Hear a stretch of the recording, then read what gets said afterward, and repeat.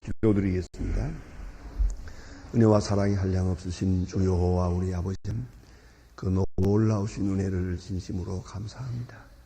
하루도 평안한 날 없고 하루도 깜짝 놀랄 만한 일들이 없는 날이 없는 이러한 술렁거리는 세상, 흔들리는 세상에 살고 있지만, 그러나 이 한반도 남 이 조그마한 땅덩어리지만은 이 속에서 우리는 평안을 누리며 주를 찬양하며 또 아침마다 기도해요. 은혜 가운데 살게 하심을 진심으로 감사드립니다. 멀어지는 세상을 좋아하지 않고 가까워지는 하나님 나라를 바라보며 살게 하시고, 우리의 날이 얼마인지 없지만은 살아있는 동안 새벽마다 주님 앞에 나와 이렇게 기도하며 살게 하심을 감사합니다. 주께서 부르시는 그날까지 이 새벽 1시간은 꼭 하나님 앞에 바치며 살게 하여 주시옵소서. 이제 찬송에 싸우니 이 기쁜 찬송을 하루 종일 부르며 입가에 떠나지 않게 하시고, 하나님 앞에 기도합니다. 기도하면서 그 앞에 다시 헌신하고 나 자신을 십자가에 못 박아 버리고 내 모든 사리사욕과 내 편견 다 버리고 늙은 마음으로 주 앞에 무릎을 꿇고 오직 우후로 주시는 은혜 말을 기다릴 뿐더러 현실을 통해서 내게 말씀하시는 확실한 주님의 크신 말씀의 증거를 받아들일 수 있는 그런 온전한 믿음, 온전한 수유적 자세가 있게 하시고 늘 순종하며 주님의 뜻을 따게 하옵소서. 주여, 합동하여 선을 이루는 역사를 생에서 체험하게 하시고, 주님께서 나를 품어주시고 안아주시고 사랑해 주시는 것을 확실히 보며 들으며 증거하며 살게 하여 주시옵소서. 위하신 주여, 오늘도 하나님의 말씀을 바로 전할 수 있고 모두가 이 말씀 속에서 내게 주시는 말씀을 들하옵소서. 내게 주시는 응답도 듣게 하여 주시소서. 그리고 내 이성이나 내 판단이나 내 경험이 아니라 말씀의 능력에 이끌리어 승리하는 하루가 되게 해 주시옵소서. 주여, 가야 할 길을 가게 하시고 해야 하게 하시고 하나님의 일함에 인색함이 없게 하시고 늘 순수한 마음으로 섬겨 주의 영광을 드러내게 하여 주시옵소서. 자비하신 주여, 오늘도 주와 저희들이 모였사오니 주의 크신 뜻이 하늘에서 이루어진 것처럼 땅에서 이루어지기를 기도합나이다. 자비하신 주여, 주님께서 오늘도 함께하사 저희 교회가 교회된 본분을 다하게 도와주시옵소서. 화목에 있어서, 익명적으로 헌신하는 데 있어서, 그리고 선교와 봉사에 있어서, 특별히 북방선교에 있어서 큰 본이 되게 하여 주시옵소서. 우리가 넉넉하게 있는 것처럼 배고픈 자를 먹일 수 있게 하시고 가난과 고통에 헤매는 사람들에게 위로가 될 수 있게 하옵소서. 교회에 찾아온 처음 믿는 분들, 젊은이들 확실한 믿음을 얻을 수 있도록 주님께서 그 성장을 도와주시기를 기도합니다. 주여, 이 나라를 돌보시고 이 민족의 가치에 있어서 이 나라 국방 안보를 주께서 지켜주시며 또 이 나라 경제, 정치, 문화, 교육이 이런 근본적으로 흔들리고 있고 서로가 거리에 나서고 있습니다. 언제까지 이 소유가 계속될 것입니까? 이러한 낭비적인 일을 다 멈추고 이제는 공하게 자기 본분에 임하게 도와주시옵소서. 아무것도 얻는 것 없고 상처 없는 그만큼 우리가 겪어보았습니다. 이제는 건밀하고 성실한 백성 되게 하여 주시옵소서. 모든 것을 하나님께 맡기고 우러주시는 능력을 받아 이 민족을 다스릴 수 있는 대통령이 되게 하시고 이 나라 모든 사정을 주께서 주장하시고 온 국민이 하나님 앞에 돌아오고 하나님 앞에서 복받는 백성이 되게 하여 주옵소서. 주여 저 땅의 은총을 도와사 그 가난과 고통에서 건져주시옵고 우리가 해야 할 마땅한 도리를 다 하게 도와주시옵소서. 그 비참한 모습을 보시고 주여 오늘 큰 긍휼을 베풀어 주시옵소서. 인도에서는 너무 더워서 천여 명이 이렇게 죽어간다고 합니다. 또 중국에서는 이렇게 알 수 없는 병으로 인해서 많은 사람들이 죽어가고 있습니다. 하나님이여, 왜 이런 어려운 일이 계속 있어야 하는지 우리는 알 수 없으나 이 모든 일들이 우리에게 무언가 확실히 말하고 계심을 알게 하소. 우리는 이 많은 재앙 속에서 조용히 주의 음성을 듣고 우리가 해야 할 도리를 다하게 도와주시옵소서. 오늘도 해외에 있든지 여행 중에 있는 사람들, 군문에 나가 있는 젊은이들이나 학중에 있는 학생들, 공부하는 우리 학생들 하나하나 돌보시고 시간 주께서 능력으로 은혜로 지혜로 붙들어 주시기를 기도합니다. 오늘도 병중에 있는 자와 슬픔을 당한 가정 하나하나 방문하시고 큰 위로를 더해 주시옵소서. 이 날이 복되게 하시고 주와 함께하며 주의 큰 은혜를 간증하는 복된 날이 되게 하옵소서. 주 예수 그리스도의 이름으로 기도드립니다. 아멘. 하나님의 말씀 계속해서 사도행전 1장 남은 부분을 보게 되겠습니다. 사도행전 1장 계속합니다.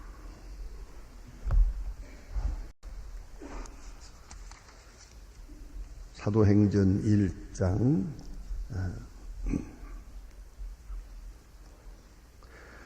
21절로부터 26절 끝절까지 보게 되겠습니다. 21절로부터 시작합니다. 지금 읽겠습니다.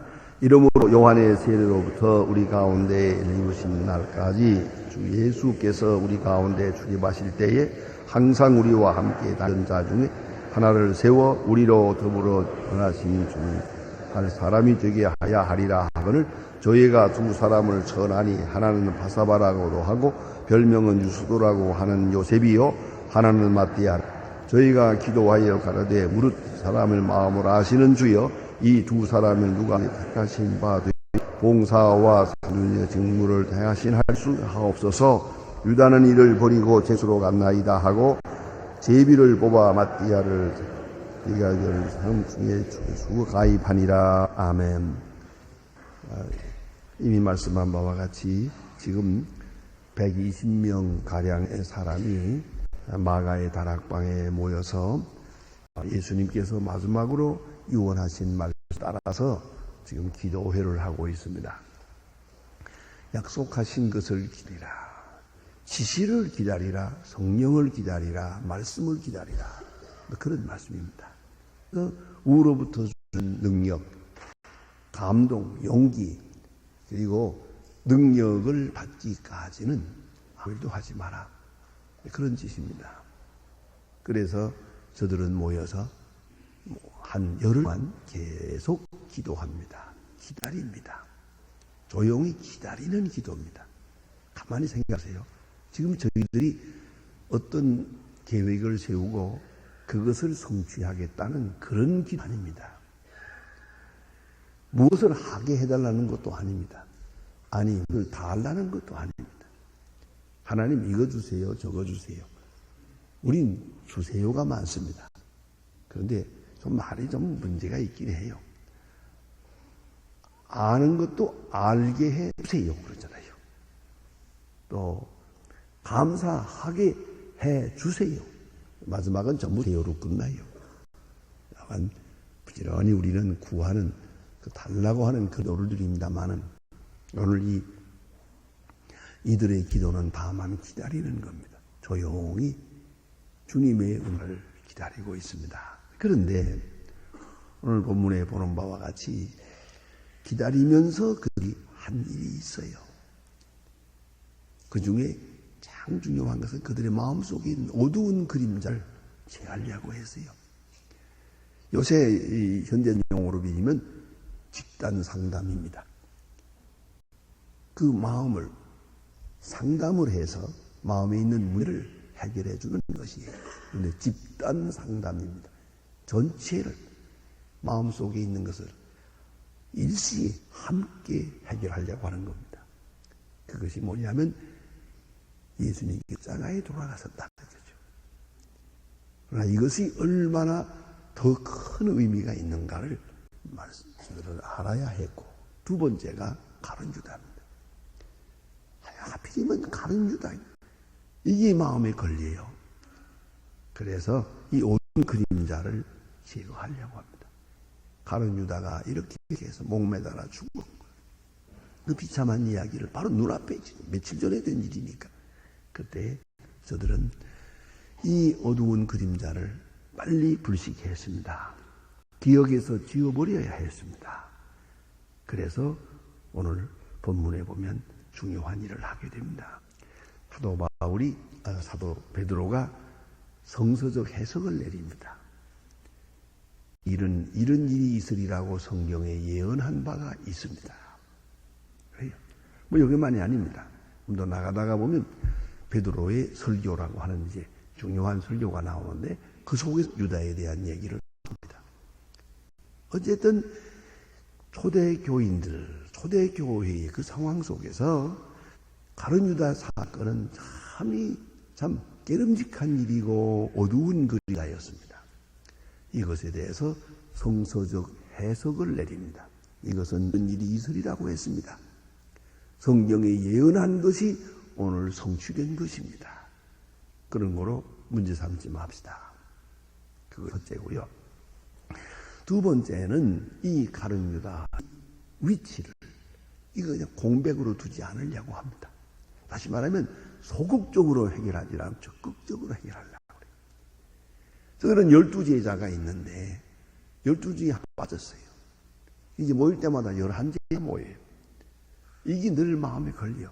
11제자가 모이면 또 가룟 유다 생각이 나요. 그래서 가룟 유다 생각을 아주 빼버리려고. 그래서 한 일이 보호를 하게 됩니다. 이 부족한 자리를 채우게 됩니다. 그 12사도 위치를 채우려고 하는 그 적극적이고 현실적인 방법으로 문제를 해결해서 이 가룟 유다에 대한 것 아주 깨끗하게 잊어버리고 그리고 활발한 교회 활동하게 하기 위한 것입니다.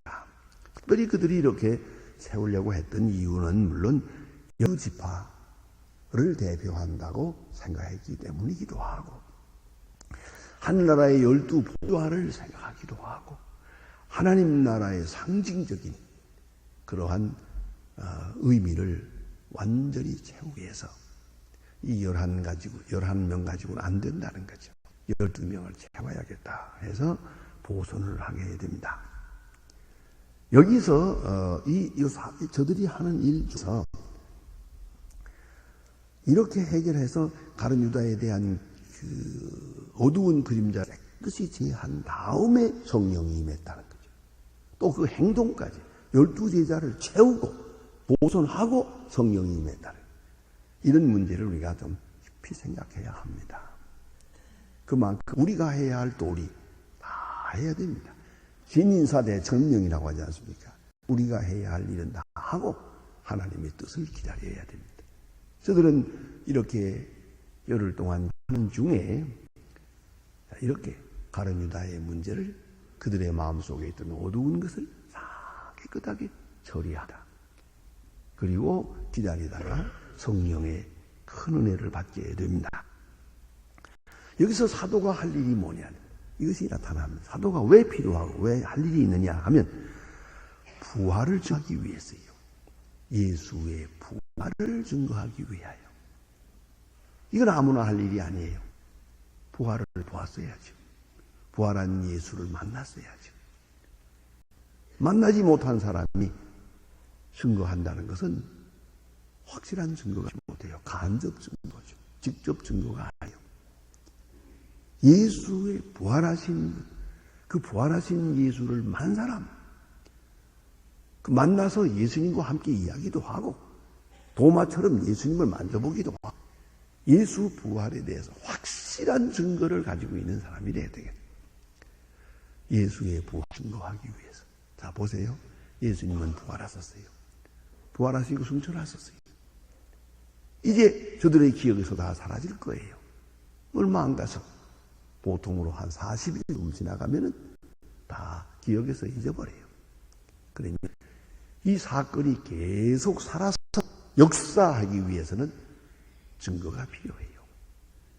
증인이 필요하거든요. 사도들의 증거를 통해서 부활 사건은 계속 재현되는 것이요.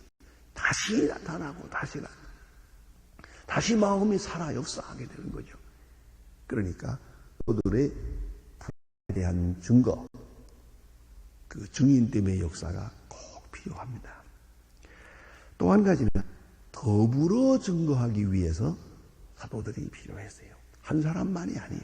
집단적으로 서로 협력해서 나누어서 역사할 때도 있지만 합해서 공개적으로 공동적으로 부활을 증거하기 위하여 이렇게 12사도 꼭 필요했다고 생각합니다.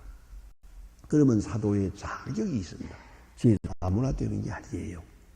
요새 말로 투표해서 선거에 출마해서 그래 될 수 있는 일이 아닙니다.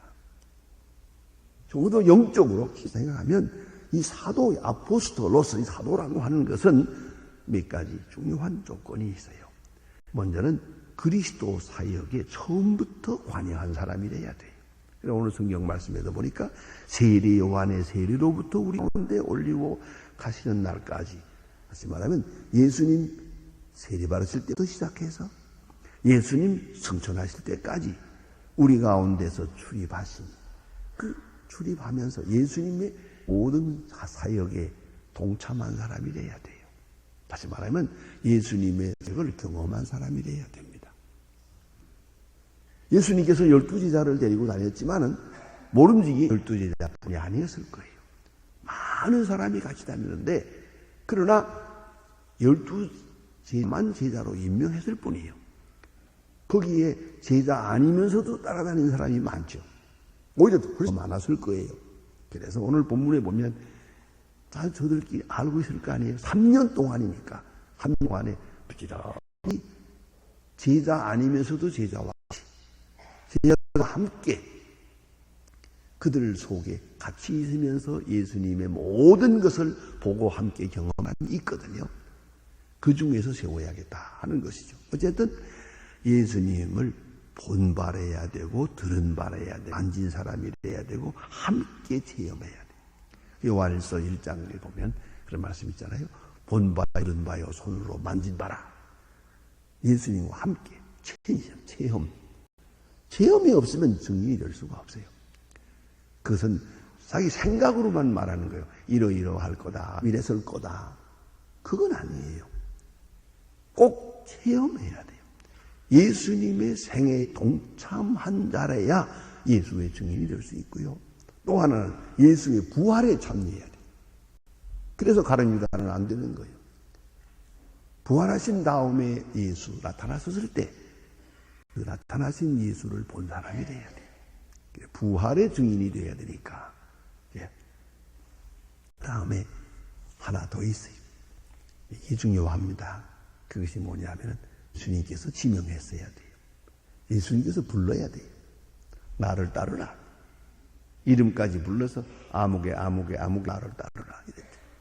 지명해 세웠단 말이에요. 예수님이 직접 지명. 여기 신비로운 것이 있어요. 보세요. 예수님의 생애에 동참한 사람 많아요. 12만이 아니에요. 뭐 매일같이 출석을 부른 건 아니라 하더라도 그 놀라운 역사에 감동을 받아가지고 계속 함께한 사람들이 있거든요. 예수님의 경험, 예수를 경험했을 때 있거든요. 또 부활하셨을 때 일시에 500명이 보였다고 했어요.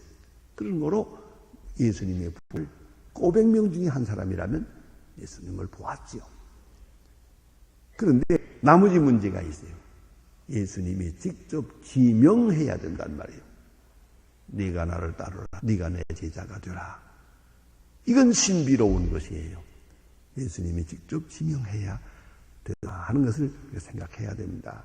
그러면 오늘 본문에 나타난 대로 이제 다른 유다 대신 한 사람을 택해야겠는데 어떻게 택했나 하는 것을 오늘 본문에서 보게 됩니다. 아주 참 놀랍고 신비로워 실제적인 목회적인 방법이었어요. 이게 뭐냐면 먼저 자격심사를 했어요. 우리 가운데 같이 있던 사람, 예수님을 경험한 사람, 또 부활을 증거할 수 있는 부활을 하신 예수님을 만나본 사람, 거기까지는 되는데 하나가 없어요. 예수님이 이 자리에 안 계시니까 예수님이 지명을 해야 되겠는데 이걸 모르겠단 말이에요. 누가 지명해 주면 좋겠는데 그것이 없어요. 이런 자격 가진 사람은 많아요. 근데 한 사람을 지명해 주셔야 하는데 이건 아무래도 우리가 할 일이 아니에요. 그래서 이것은 하나님 그 고난을 넘기는 거예요. 그것이 오늘 본문에 나타난 내용이에요. 그러니까 자격심사는 다 했어요. 사도들이 가지는 증거 다 받아요. 다 함께 하고 있어요. 그러나 예수님이 지명해야 되거든요. 그래서 오늘 제비 부는 거예요. 이것은 당신이 선택해 주십시오 하고 하나님께 맡기래요. 여러분 이걸 잊지 말아요. 어떤 일이든지 중요한 결정을 할 때 다 결정해 놓고 하나님 보고 자금만 대라고 졸라서는 안 돼요. 하나님 보고 미천만하고 이렇게 해야 안 되는 거예요. 그럼 어째야 돼요? 우리에게 주신 지혜와 총명과 밝은 이성과 판력을 따라서 다 자격심사를 하고 다 사건 심사를 해야 되겠죠. 신앙적으로 성서적으로 다 하고 그런데 마지막에는 둘 가지죠. 둘 다 오라요. 둘 중에 하나 택하는 것은 하나님께 맡겨야 돼요. 그게 아주 지혜로운 것이에요. 하나만 결정해 놓고 이것을 밀고 나가겠다고 해서는 안 돼요. 하나님 앞에 여유를 드려야 돼요. 둘 중에 하나, 이것은 주님이 결정해 주시고 하는 그런 자세가 필요해요. 아주 중요합니다. 가끔 우리 모두 그런 경우가 있어요. 이렇게 할까 저렇게 할까.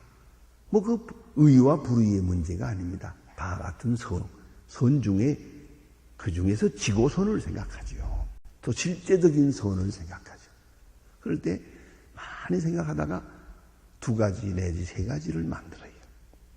그리고 요 세 가지 중에는 어느 쪽이라도 좋다. 이때쯤 됐을 때 그만한 문제를 가지고 여러분보다 믿음의 선배가 되는 분을 찾아가서 물어보세요.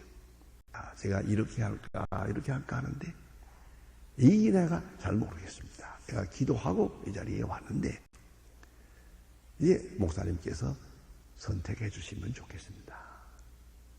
그러한 지혜가 필요해요. 그러한 마음의 여유가 필요해요. 여러분 아마 이 교회를 설립할 수 있게 되는 것은 제가 미국에서 돌아와서 대학 학장으로 왔기 때문이에요. 그래서 주일날은 비니까 이 교회를 세우게 되는데 그것을 위해서도 그때 제가 갈 수 있는 길이 셋이 있었어요. 이 셋 중에 어느 쪽을 택할까? 뭐 다 좋아요. 이걸 갈까? 이리로 갈까? 이리로 갈까? 이리로 갈까?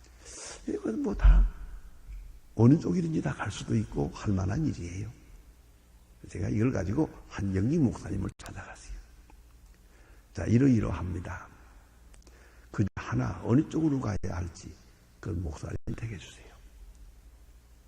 그러니까 한 목사님 그 참 어려운 질문 하나만 왜요? 책임져야 되니까 자기가 책임져야 되니까 어려운 질문 하나만 그러더니 그 학장도 한번 해볼 만한 건데 더도 하지 말고 4년만 하라고 4년만 그러면서 기다리면 좋은 일이 있겠지 그러시더라고요. 네, 그러시죠. 그리고 확장을 했습니다. 일날은 놀잖아요. 그래서 이 교회를 세우게 됩니다. 그것까지 생각하고 확장 택한 건 아니에요. 전혀 그 생각하지 않았어요. 그러나 그런 결과가 왔어요.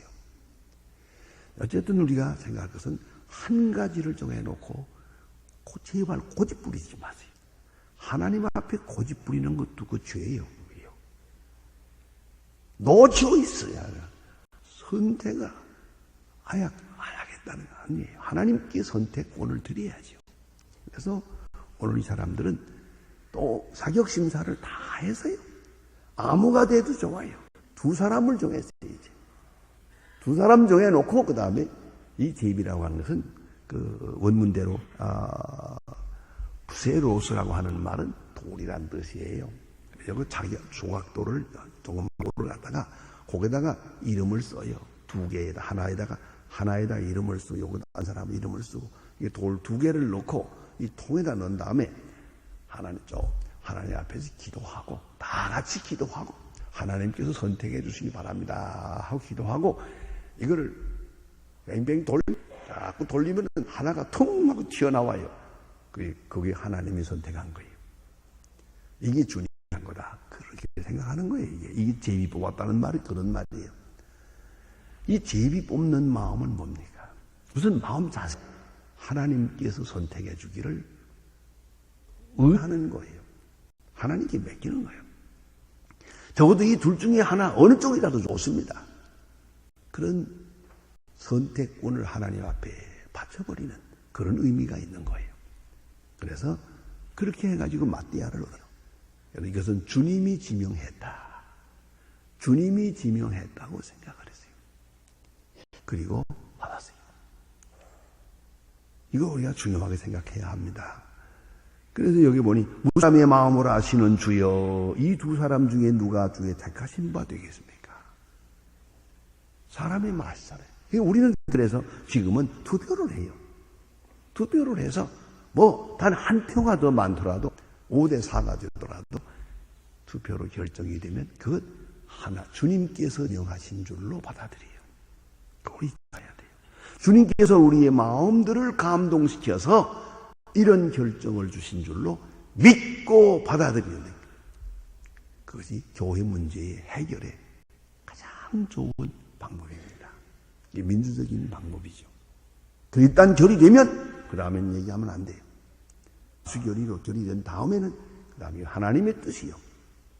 누가 반대하고 누가 지지하고 그 얘기가 계속 나와서는 안 되는 것이죠. 하나님이 정하신 것이다. 하나님이 우리들의 마음을 감해서 결정해 주신 것이다 하고 수용하게 되는 거죠. 그게 교회의 평화를 이루는 길이옵시다. 교회가 좀 어려워지는 이유는 바로 결정해놓고 반대하는 사람 때문에 소수가 문제예요. 소수가. 그건 안 됩니다. 일단 결의될 때는 하나님이 정한 것입니다. 하나님의 뜻이었습니다. 하고 마띠아를 얻었어요. 그러면 주님이 지명해 주신 줄로 알고 12사람 중에 한 사람을 세웠어요. 완전히 채워가지고 12제자가 언제 이렇게 모일 수 있게 되었다 하는 얘기입니다. 우리가 하나님의 뜻이 어디 있는지 잘 모를 때가 있어요. 현실적으로. 그러나 우리는 우리에게 주신 지혜와 능력을 따라 다 판단하고 최종 결정을 주님께 의뢰하는 그런 지혜가, 그런 겸손이, 그런 믿음이 있어야 할 것입니다. 기도하십시다. 하늘에 계신 우리 아버지시여 이름이 거룩히 여김을 받으시고 나라의 마옵시며 지 하늘에서 이룬 것 같이 땅에서도 이루어지이다. 오늘날 우리에게 양식을 주옵시고 우리가 우리에게 죄 지은 자를 사하여 준 것 같아 우리 죄를 사하여 주옵시고 우리를 시험에 들게 하지 마옵소서. 다만 악에서 없소서. 나라와 권세와 영광이 아버지께 영원히 있사옵나이다. 아멘.